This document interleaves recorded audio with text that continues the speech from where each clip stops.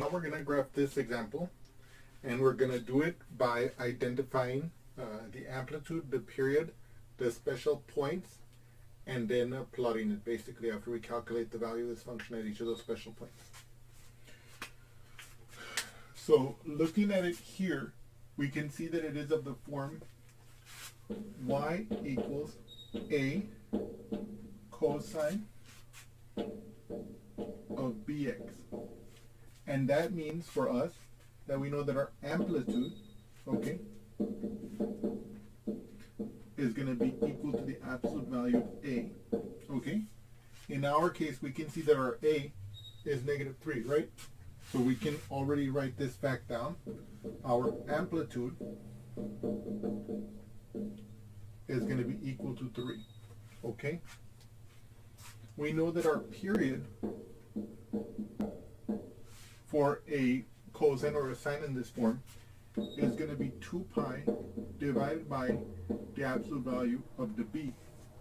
Here our b is 4, okay? So for example, in this case, if you take 2 pi, you divide it by 4, you can divide the top and bottom by 2, and you're left with pi over 2, right?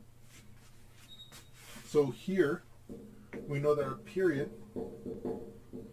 is equal to pi over 2. Okay? Okay. So now, once we've gotten the amplitude and the period, remember, we want to get the separation, right? The separation will tell us the distance between the main points of interest to us, right? The main points where we can get the nice values of, respectively, the cosine or sine, depending on what we're graphing. In this case, of course, a cosine, right?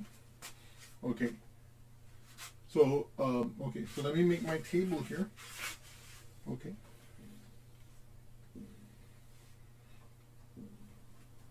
Okay, so this will be my x column, and this will be my, and for convenience, I'm going to start by just plotting the cosine of 4x here, and then after that, we'll plug those in to get the y values, okay? But I want to focus on one thing at a time. So our separation, right, we remember, is going to be our period divided by 4. In our case, we know that our period is pi over 2.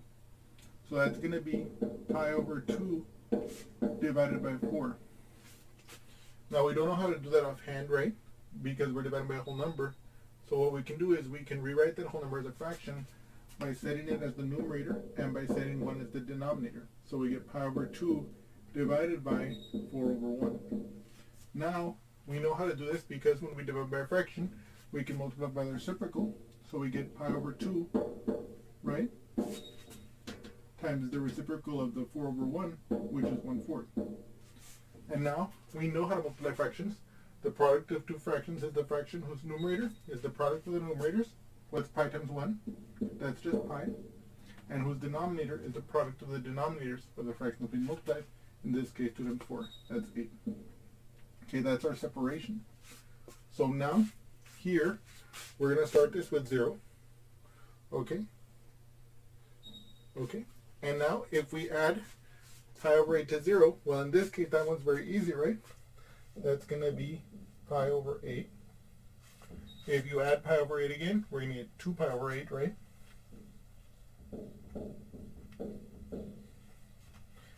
If we add pi over 8 again, we're going to get 3 pi over 8.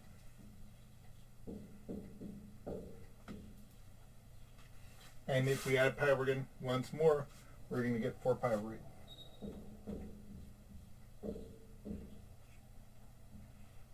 Okay, there we are. Okay?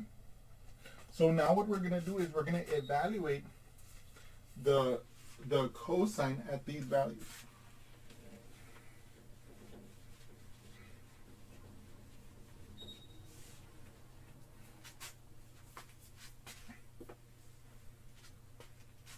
So what is the cosine of 4 times, let's say, 0?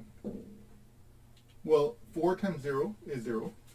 So this will be the same thing as the cosine of 0. And if you have your basic points of the cosine near you, or if you draw your unit circle, you will see that that will give you exactly 1. So 1 goes here. Okay?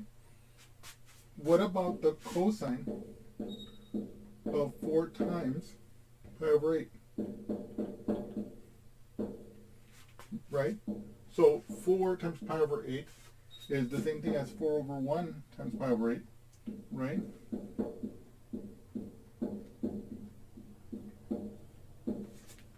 And you know that if you multiply these two fractions, you're going to get 4 times pi in the numerator and 1 times 8 in the denominator, right?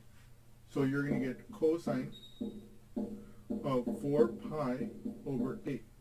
Again, how did we get that? 4 times pi is the 4 pi in the numerator, and 8 times 1 is the 8 in the denominator. And of course, you can see that that simplifies to cosine of pi over 2. If you look at your unit circle, you will see that the cosine of pi over 2 is 0, right? Let me show you that here. Remember, if we look at our unit circle like this, right? This is our 0, pi over 2, pi, 3 pi over 2, and of course 2 pi is coterminal with the 0. In other words, they're both, they're not the same angle, but they both have the same terminal side when you put them in standard position, and so they will have the same cosine value. Okay? And of course, cosine of pi over 2, well, you would look at pi over 2. Pi over 2 is, has terminal side here, and you can see that that point is exactly 0, 1. And since the cosine is the x, that's why it must be 0. Now let's go on to the next point here. Cosine of 4 times 2 pi over 8. You can see that this will be the same thing as the cosine of 4 over 1 times 2 pi over 8. Okay? That's going to be the cosine. By the way, so I'm rewriting the 4 like this because I know how to multiply fractions, right? I multiply the numerators to get the numerator of the product, and I multiply the denominators to get the denominator of the product. In this case, you can see I'm going to get 4 times 2 pi, which is 8 pi. And I'm going to get 1 times 8, which is 8 in the denominator. And of course, you can see that 8 pi over 8, I can cancel out the 8s, and I'm left with cosine of just pi. And you can see here, if the terminal side of the angle is at pi, then that's going to be this point here in the unit circle that's of interest to us. And it has coordinates negative 1, 0. And since the cosine is the x coordinate, that means that this is negative 1. Okay? And now, let us do the final 2 points here so that we can like finish up our table. Okay.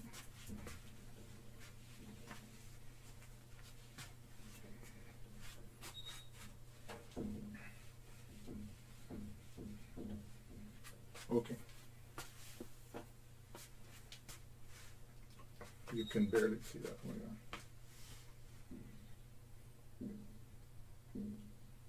on. Okay, much better.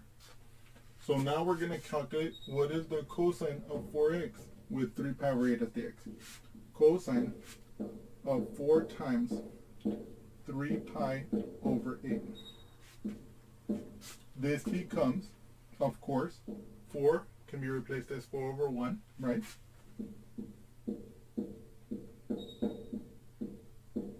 Times 3 pi over 8. So 3 pi over 8. And that's going to give us cosine of, what's 4 times 3? That's 12. So it'll be 12 pi over 8. And you know that if you divide 12 by 4, you get 3. If you divide 8 by 4, you get 2. So this is actually the cosine of 3 pi over 2. And of course, we know from our unit circle that that occurs at the bottom, where the coordinates of the terminal side intersecting with the unit circle would be 0, 1. I mean, I'm sorry, 0, negative 1. But of course, we're interested in the cosine, so therefore we're interested in the x-coordinate. So that would be, again, 0, right? Right, like this is our unit circle. The 3 pi over 2 will have terminal side that ends here.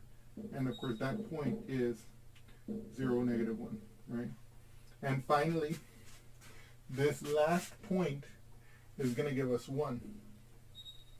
Because as you can see, the pattern that has been formed here. So if I plug in this 4 pi over 8 here, you can see this is going to become the cosine of 4 over 1 times 4 pi over 8. You're going to get 4 times 4, that's 16 pi, right, on the top. 8 on the bottom, right? And of course, 16 divided by 8 is 2. And so in other words, we get the cosine of 2 pi. And we know that that occurs here because it's coterminal with the angle 0. And that has coordinates 1, 0. And so since the cosine is the x-coordinate, it's just 1. So here we can see that the points, the x values that we got using the procedure that I outlined above, that is to say, getting the period, then finding the separation, and then starting with 0, and then adding the separation 4 times, right? Once, twice, 3 times, 4 times, we get the x values that give us the nice values of the cosine, okay? Okay. In other words, just like if we had done it with a naive approach. But this is just kind of like a more step-by-step approach. Okay. Okay. In any case, both techniques are very nice. I like using both of the techniques depending on whatever the situation of the problem is, right?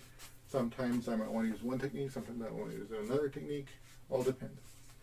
So now, what we want to what we want to do is, we know that for these x values, this expression has these values. And so, but I want to graph this expression. So you can see that the only difference between this and this is multiplied by negative 3.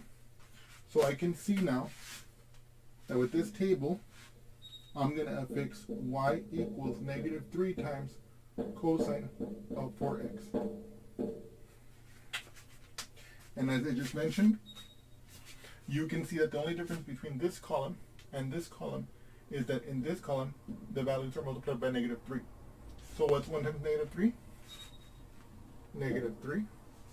What's 0 times negative 3? 2 million? No, I'm just kidding. It's 0, right? What's negative 1 times negative 3? Positive 3. Right? What is negative 3 times 0? 0. And then what is negative 3 times 1? And that's negative 3 again. Right? And so now we're prepared to graph it.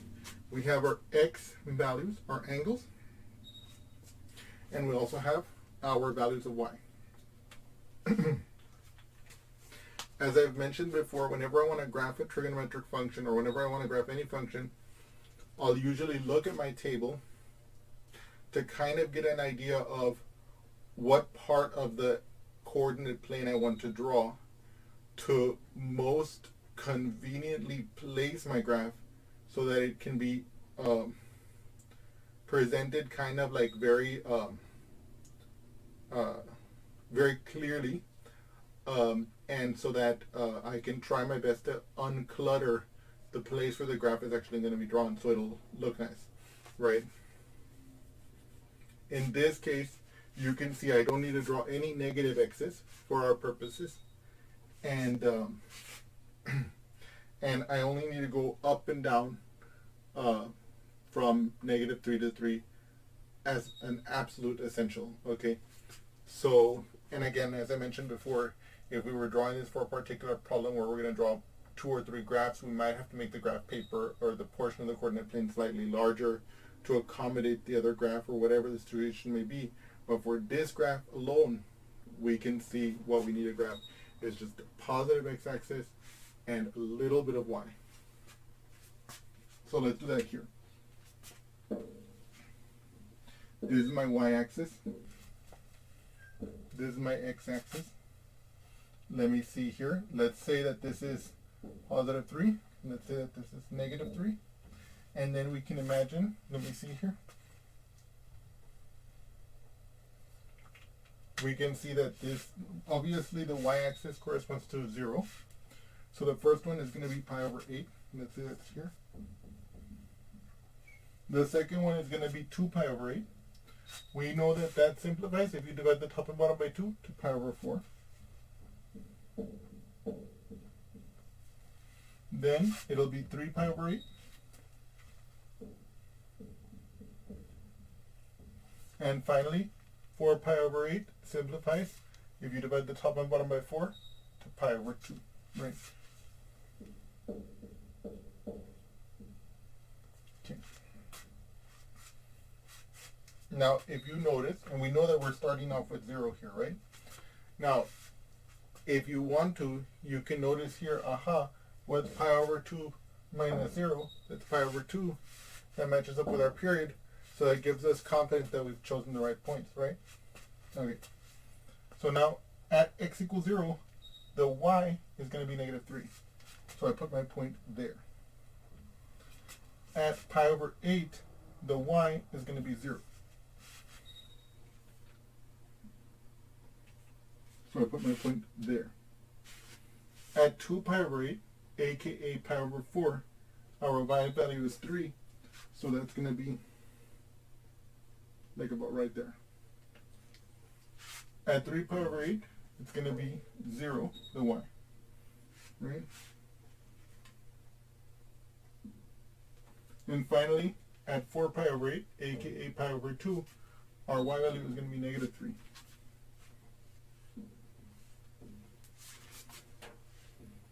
Yes.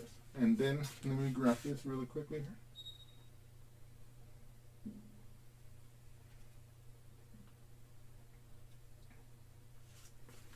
And of course it'll continue in both directions. And if I wanted to get the x values of the continuations, I would just, if you notice, the separation here is 8. So I could continue adding 8, pi over 8, pi over 8 this way, pi over 8 this way. That'll give us the separations, but the pattern would exactly repeat, right? So we can see now, just just for fun, we know our domain is from negative infinity to infinity. We know that our range, we can see it here, from negative 3 to 3, with a closed bracket to indicate that we actually achieve these values. As you can see in the table, we actually achieve these values. We already know our period, which is of course pi over 2, the amplitude 3. And I hope that you've enjoyed this example, and have a great day. Thank you. You're still there? You're watching this video? Well, I hope you enjoyed it. In any case, if you did enjoy it, well, I encourage you to like it. Put that big thumbs up there. And don't hesitate, and don't forget to subscribe to my channel. And anyway, and also add a comment if you want me to cover up some particular topic. I can't make any promises. There's a huge list of topics I already want to cover, but time permitting, I may address that topic. And in any case, I hope you've enjoyed this video, and thank you again.